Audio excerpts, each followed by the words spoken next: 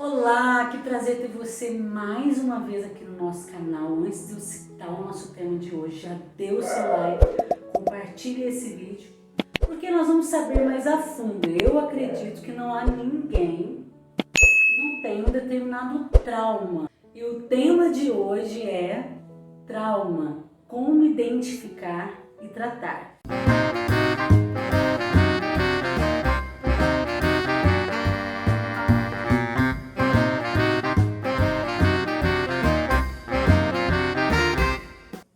Oi gente, sejam bem-vindos. Você está no canal do Instituto da Família, Construindo a Civilização do Amor. Hoje a gente tem o prazer de entrevistar a psicóloga clínica Rosana Moraes, que vai falar com a gente um pouquinho sobre trauma. Como que identifica, como podemos identificar o trauma, como podemos tratá-lo, porque o trauma traz consequências para o nosso presente. Ele aconteceu lá no passado, às vezes no passado bem distante, na infância, às vezes até com criança de colo, mas você sofre as consequências desse trauma até hoje. Então, pessoas que são muito tímidas, muito ansiosas, com fobia social, tem medo de fazer uma prova, tem medo de uma entrevista de emprego, tem medo de chegar numa pessoa para namorar, não é? Então a gente vai conversar com a Rosana. Muito obrigada, Rosana, pela sua presença. E a gente podia começar destrinchando um pouco o que é exatamente um trauma. Primeiramente, queria agradecer a vocês, né, pela oportunidade, pela confiança, né, de estar aqui com vocês. Nice, o trauma, no original, ele significa uma ferida, né? No grego, o significado original de trauma é ferida. É como se a gente estivesse andando por um percurso normal e alguma coisa rompe aquele percurso, né? Como se a gente desse uma tropeçada ou alguém invade aquele percurso e aquilo nos fere de alguma forma. Então, a doutora Francine Shapiro, que foi a que desenvolveu a técnica EMDR, ela chama os traumas de T pequeno e os traumas de T grande, né? Porque trauma, às vezes a pessoa pensa que é muito assim, eu sofri um abuso físico, um abuso sexual, uma violência. Isso é uma coisa trágica. Sim, eu sofri um acidente de trem, de carro, de avião, e não são só essas coisas são traumas, mas não é só isso, né? Tem os traumas de T pequeno, que às vezes são pequenas coisinhas, né? Às vezes a criança tá ali e alguém fala, nossa, menina lerda, menina burra. Imagina todo dia aquela menina ouvindo aquilo, lerda, burra, presta atenção, você não faz nada direito, come direito, você não come direito. Esses tipos de trauma a gente chama de trauma de T pequeno. Mas os danos deles são, às vezes, até maiores do que os traumas de T grande. Porque é uma coisa constante, né? Cristalizando. Sim. Uma forma da pessoa ir tomando posse daquilo. Sim, porque ela vai acreditando naquilo, né? Se algum adulto está me dizendo, principalmente se é o pai, a mãe, alguém ali do círculo de confiança, um professor, né? Aquilo ali fica verdadeiro para a criança, né? Então, se ela está dizendo que eu sou burro, que eu sou lerdo, então que eu sou assim. Então, às vezes, lá na frente que vai aparecer os danos disso, né? A hora que vai, por exemplo, prestar um vestibular, fazer alguma entrevista de emprego, né? Aquela crença negativa fica enraizada junto com o trauma. Mas eu sou lerdo, será que ele vai gostar de mim? Eu sou burro, né? Mas eu ouvi que eu era feia, como é que agora vocês me falam que eu sou bonita, mas a vida inteira eu ouvi que eu sou feia, então aquilo fica muito internalizado. Junto com o trauma vem essa crença negativa, que é uma crença irracional, mas se tornou verdade para aquela pessoa, né? Rosana, e esse trauma, ele não pode estar isolado na pessoa e não surtir nenhum efeito? Não tem como. Não? Não. Ele tem ramificações? Você fala no futuro?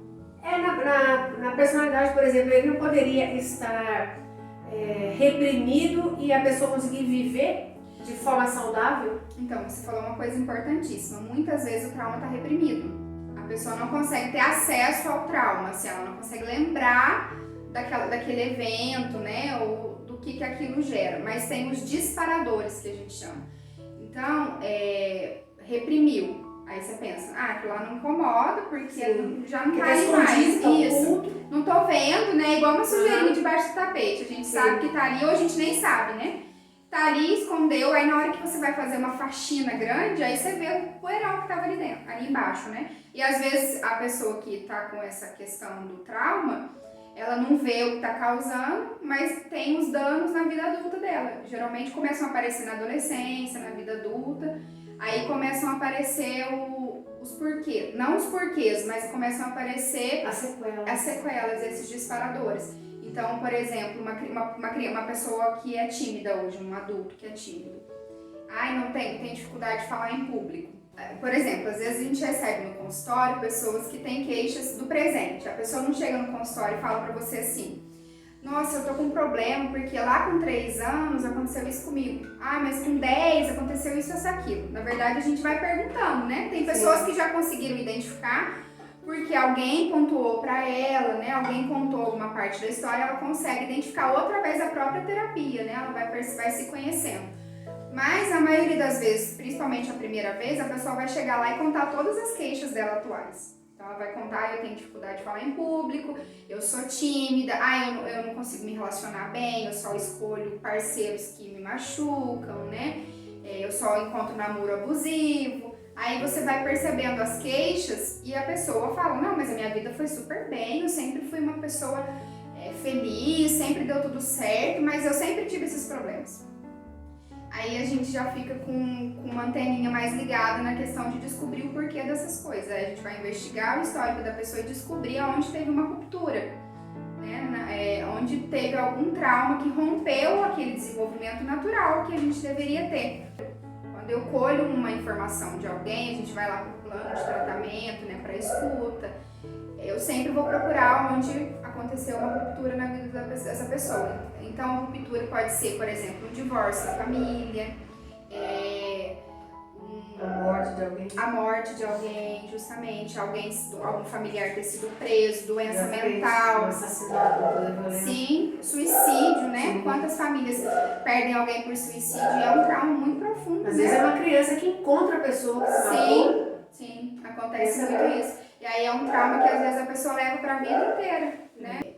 Então, eu até assisti uma live da doutora Esli essa semana, que ela é referência aqui no Brasil em MDR, eu fiz a formação com ela, inclusive. E ela fala muito dessa questão, por exemplo, do divórcio, né? Como que o divórcio pode ser um trauma na vida das crianças. E os pais às vezes pensam: quanto menor, melhor, né? Vamos divorciar porque é pequenininho, né? E às vezes não é melhor. Claro que tem alguns casos que é melhor, né? Quando tem violência, entre outros fatores, é melhor mesmo para a criança.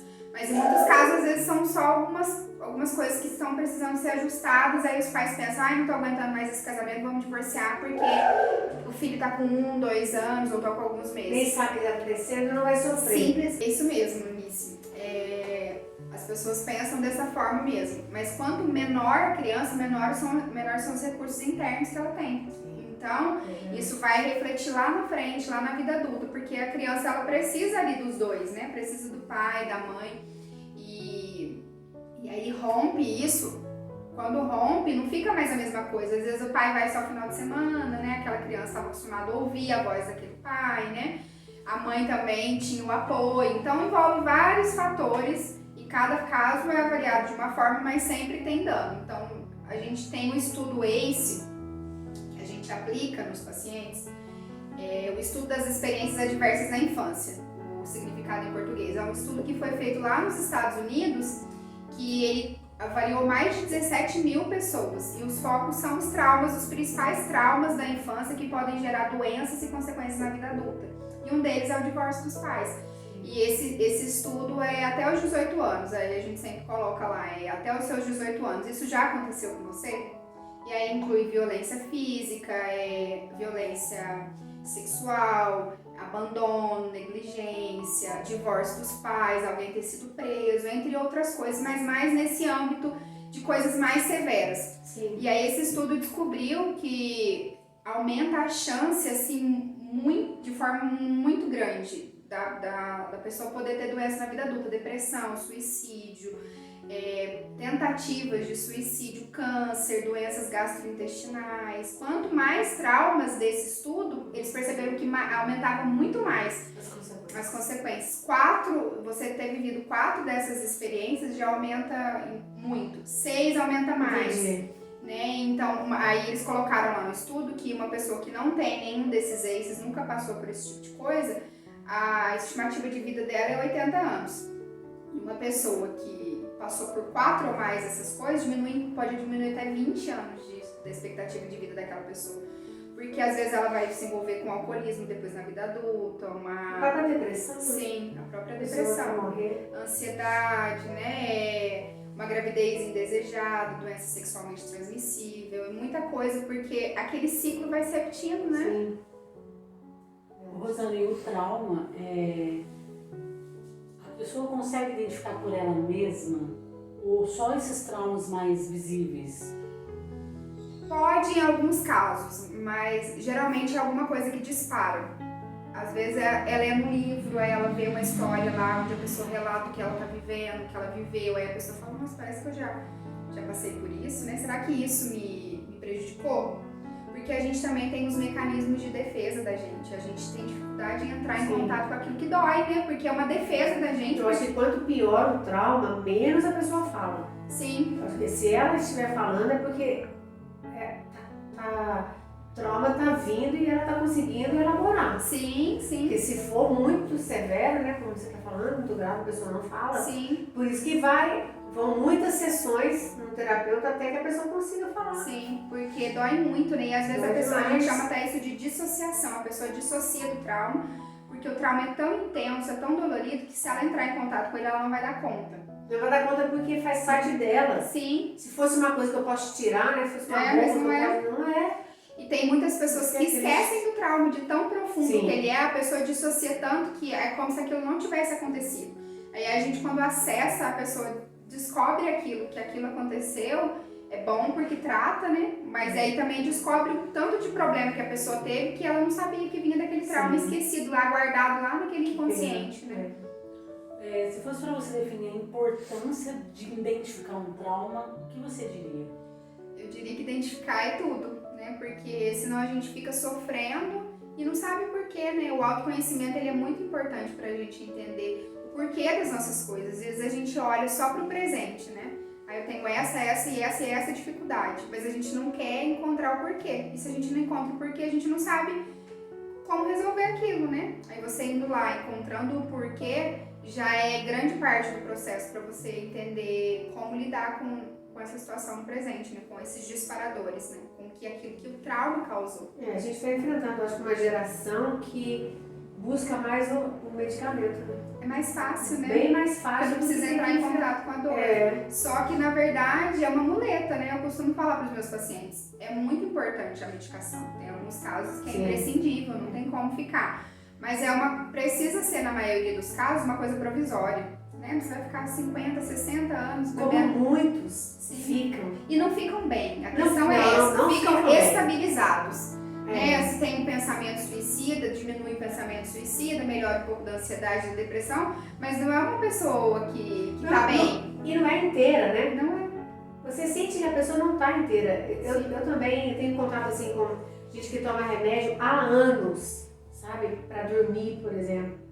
Você vê que a pessoa, ela não está inteira com ela mesma. Ela tem essa muleta, é uma muleta. Sim, e a E pessoa que se ela se compreendesse, né? Se ela se enfrentasse... tratasse a causa, né? Ela seria mais livre, né? Sim, você tocou num ponto importante, até a questão do sono. Os traumas influenciam até nisso. No entanto que a gente pergunta até algumas coisas assim, como você tem insônia, você tem sonambulismo, né? Porque são disparadores também, que a gente não percebe muito, não consigo dormir, eu demoro demais para dormir, só consigo dormir com medicação. Tem trauma lá. Tem trauma porque o nosso cérebro ele tem um mecanismo de reprocessamento natural dele. Quando a gente dorme, a gente reprocessa os conteúdos do dia anterior. No entanto que quando a gente às vezes assiste um filme, às vezes a gente assiste um filme de zumbi, de repente a gente vai dormir, a gente sonha que a gente é o zumbi, que a gente está correndo do zumbi de algum lugar, né? Porque é o sono de reprocessamento. Só que quando algum trauma aconteceu, esse sistema fica bloqueado, porque é algo além das nossas capacidades. Por isso que eu falei da questão de quanto menor a criança, pior, porque ela não tem recurso para o cérebro reprocessar aquilo, ela não tem informação suficiente.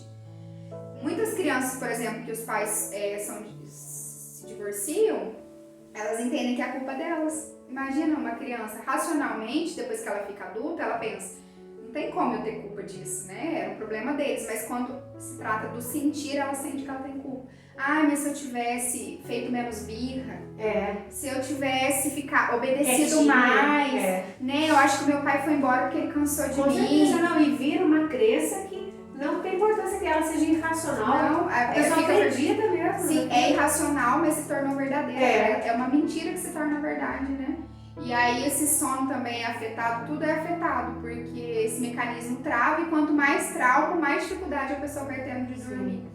E aí fica com a muleta, dá uma ajudadinha, mas não fica 100%, né? Rosana, um processo de cura de um trauma é possível sem a liberação do perdão? Não. Só que o perdão também é um processo, né? Porque não é, principalmente na questão de quanto menor a criança, né? A criança, ela tende muito a expressar aquilo que ela sente, seja com choro, com grito, né? E às vezes os adultos, eles fazem coisas que machucam demais as crianças, né? São coisas muito injustas. E aquela criança não sabe lidar com aquilo. E quando ela vai lidar através do choro, né? Da frustração, cala a boca, moleque, presta atenção, quem manda nessa casa sou eu, né? E aí a criança não consegue digerir aquela emoção. E muitas vezes aquela emoção é uma emoção de raiva. É uma raiva que a criança não conseguiu liberar e quando ela liberou um pouco, ela foi reprimida. Ela foi impedida de demonstrar aquilo, isso, de expressar. E aí aquilo perpetua para vários anos depois, só que ela não tem consciência que aquilo que ela sentia da pessoa era uma raiva, porque ela não sabia definir que tipo de emoção que ela estava sentindo ali naquela hora.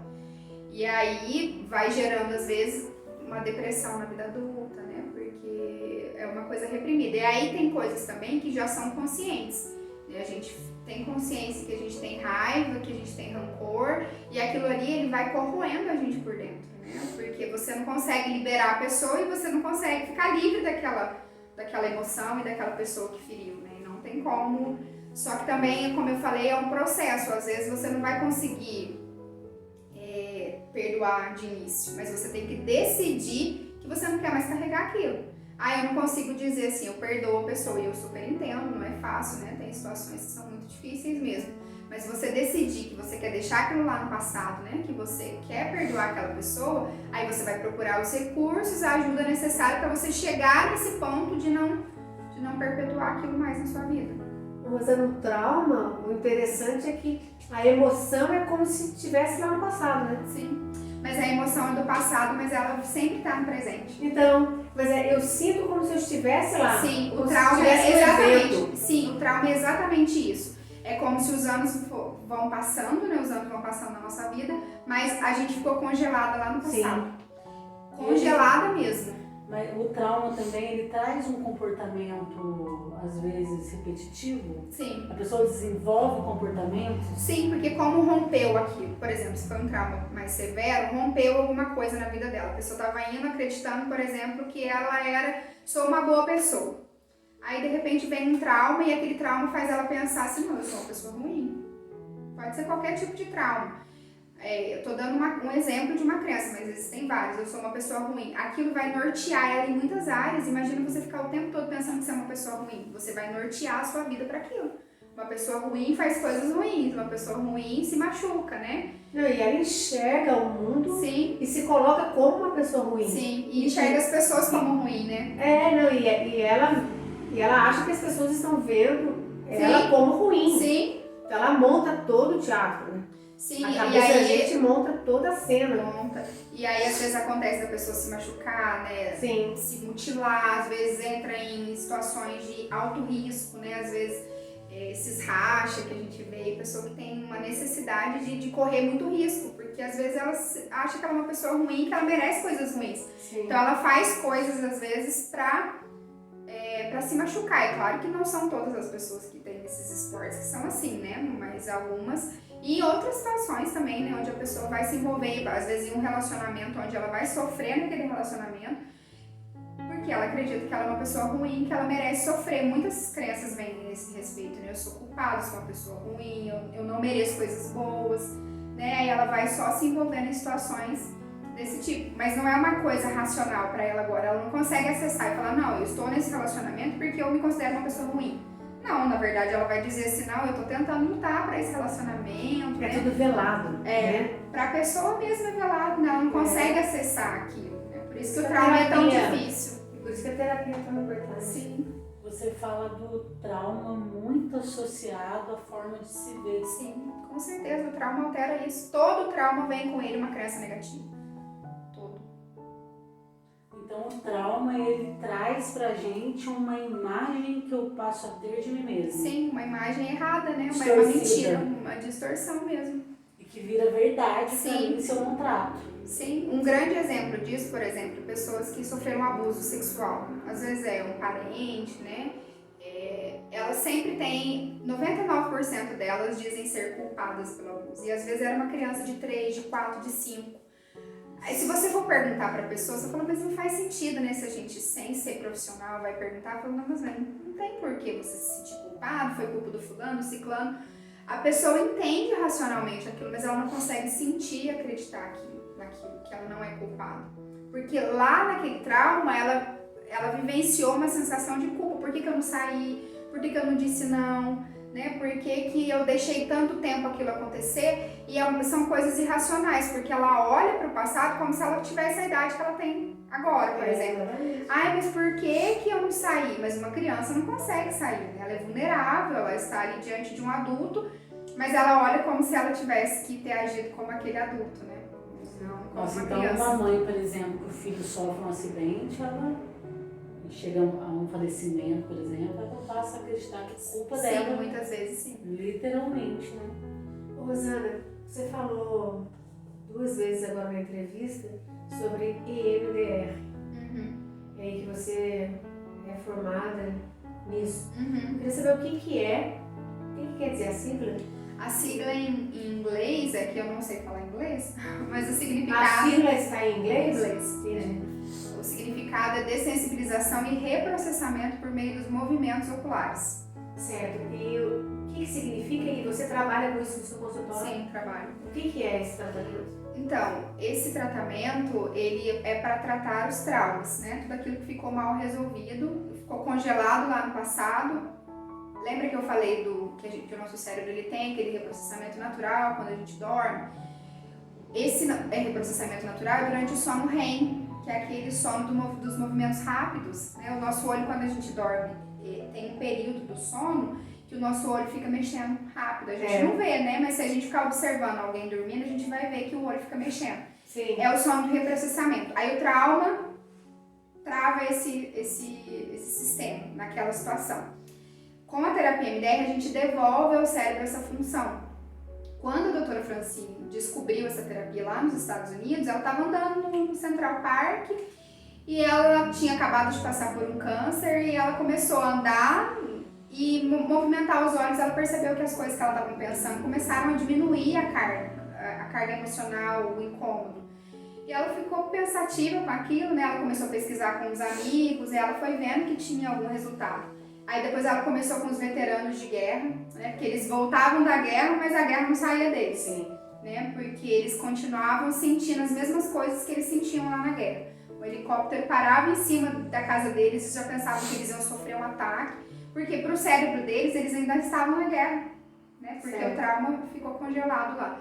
E aí quando a gente usa esses estímulos, quando ela descobriu só os movimentos oculares, que é fazer esse movimento dos olhos, né? Claro que a gente tem um protocolo a seguir, não é só mexer os olhos, que a gente vai reprocessar. Tem todo um protocolo a seguir, a gente tem as Porque formas mexe certas. os olhos quando está dormindo, mas no consultório a pessoa está acordada. Sim, aí ela mexe com os olhos acordados, aí a gente faz ou com as mãos, ou tem uma barra de luz também que a pessoa segue aquela barra de luz e os movimentos, os olhos vão se mexendo. Sim. E tem um aparelho, parece. Então ela chama barra de luz. Mas também tem, depois de um tempo, a doutora Francine descobriu que não precisava ser só os movimentos oculares, os táteis também. Então, às vezes a gente pede para a pessoa fazer aqui, ou tem um vibradorzinho, né, que a gente dá para a pessoa segurar em cada mão. Os movimentos auditivos, eu sempre coloco uma musiquinha relaxante com um estímulo bilateral, que vai a música dos dois lados, ou se a gente fizesse assim também, reprocessaria, porque ela descobriu depois que precisa movimentar os dois lados do cérebro. Então, precisa ser dos dois lados do corpo para poder reprocessar, ou com os movimentos oculares. Então, quando a pessoa vai ao seu consultório hoje, você sempre vai usar essa técnica ou não? Eu agora atendo só com essa técnica, tá. mas aí tem casos e casos. Tem casos que eu demoro um pouco mais para entrar com a terapia MDR, porque às vezes é uma pessoa que precisa falar muito, né? Ela tem muita coisa para contar, antes a gente colhe todas as informações, né? Dá um suporte para a pessoa. Também não é só reprocessar, a gente antes instala coisas positivas, um recurso que a gente chama de lugar seguro, né? Que é para a pessoa se estabilizar nas situações onde ela tiver estresse, ansiedade, né? E também outras coisas positivas. Eu gosto sempre de pegar os pontos positivos da vida da pessoa para fortalecer ela, para depois entrar em contato com o trauma. Sim. Mas aí vai de caso a caso, né? Tem pessoas que já... Mas todas elas a gente faz as coisas positivas Mas a primeiro. decisão é sua, não é do paciente falar eu quero. Sim, Eu e quando queria que ele... você usasse essa técnica comigo, não é ele que fala. Então, na verdade, se ele me procura já sabendo que eu tenho essa técnica, eu vou utilizá-la, vou utilizar com ele.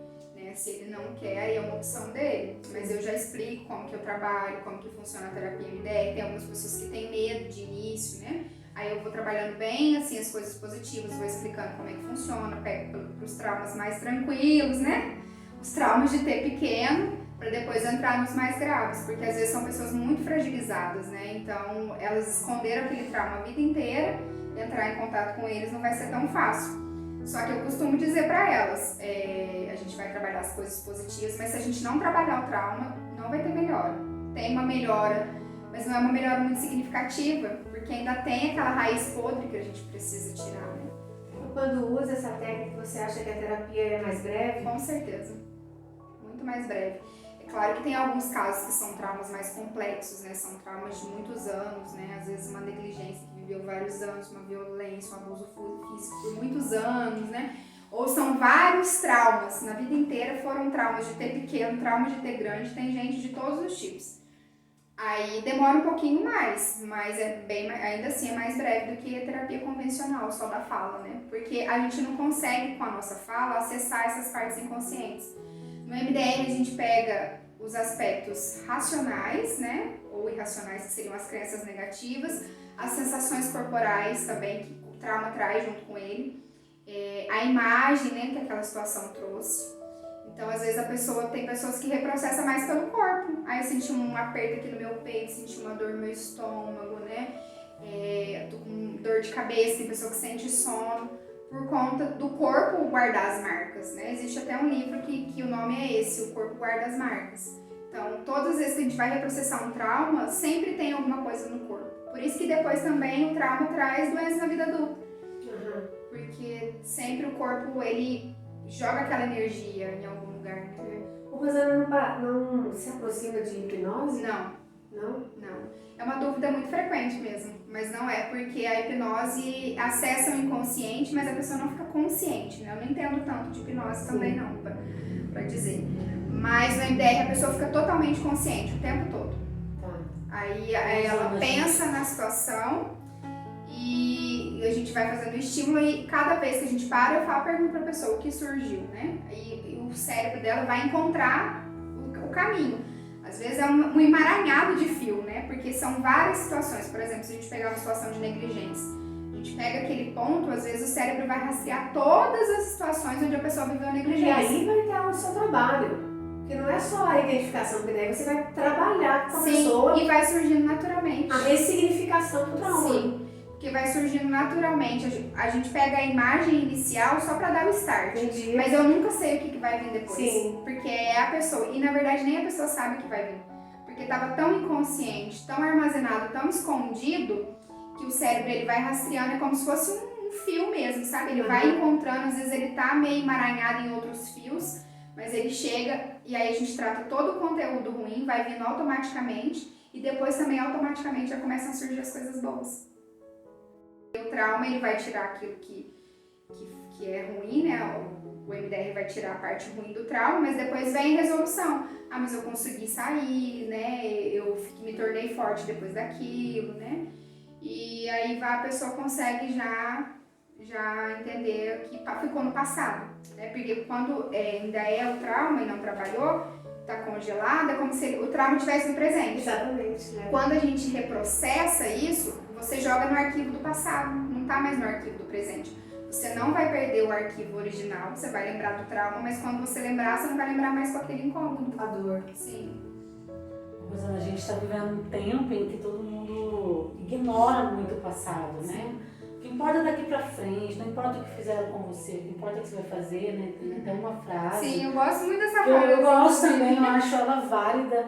Eu queria que você trouxesse uma palavra para quem, de repente, conseguiu perceber que possa ter algum trauma. Qual que é a importância dessa pessoa tratar o trauma? Porque o que é comum, muitas das vezes, a gente ouvir, né? Bola pra frente, bola pra frente, que importa daqui pra frente. E essa pessoa vai pra frente? Não vai. Então, assim, essas frases são muito válidas. Eu gosto muito dessa frase que você citou. Eu sempre usei muito ela, eu era existencialista, ainda, assim, sou ainda um pouco, né? Na linha que eu sigo. Porque no MDR dá pra gente linkar com todas as... Ela comunica com todas as outras áreas, não tem problema nenhum. O importante é que eu vou fazer com o que fizeram de mim, sim. Mas como que eu vou fazer isso? Eu vou fazer esquecendo e fingindo que nada aconteceu, escondendo debaixo do tapete, ou eu vou procurar ajuda para resolver?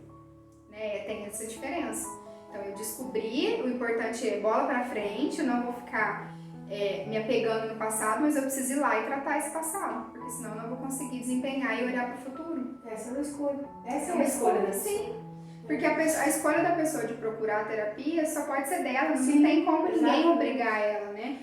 E aí você olhar para o passado e falar, nossa, eu vivi tudo isso, nossa, eu identifiquei que eu tenho esse trauma, que eu tenho aquele trauma, o que eu vou fazer com isso? Eu vou continuar sofrendo com esses traumas, eu vou continuar usando a minha bengalinha que tá tudo bem, porque eu tô conseguindo me movimentar, né? Ou eu vou procurar ajuda e eu vou ter uma vida saudável, né? Eu vou desempenhar melhor a minha vida ao invés de continuar às vezes me vitimizando, né? Colocando a culpa no outro, né? De defesa. Sim.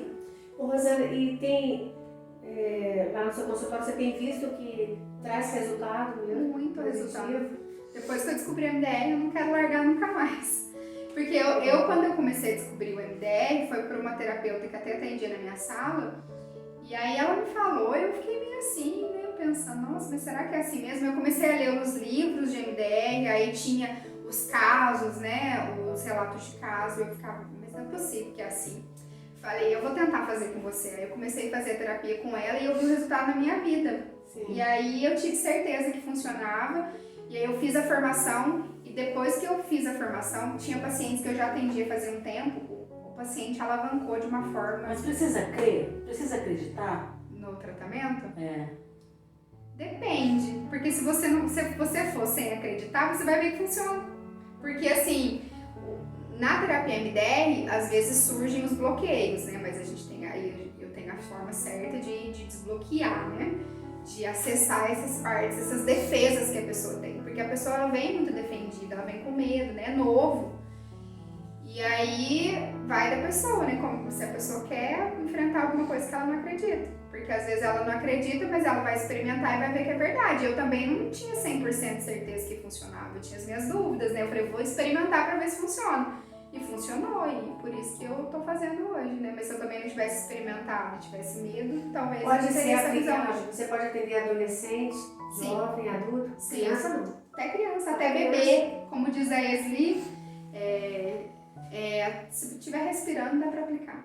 Porque tem os traumas que a gente tem na gestação. Sim. Né? Desde a gestação, a nossa memória sensorial ela é a primeira a se formar.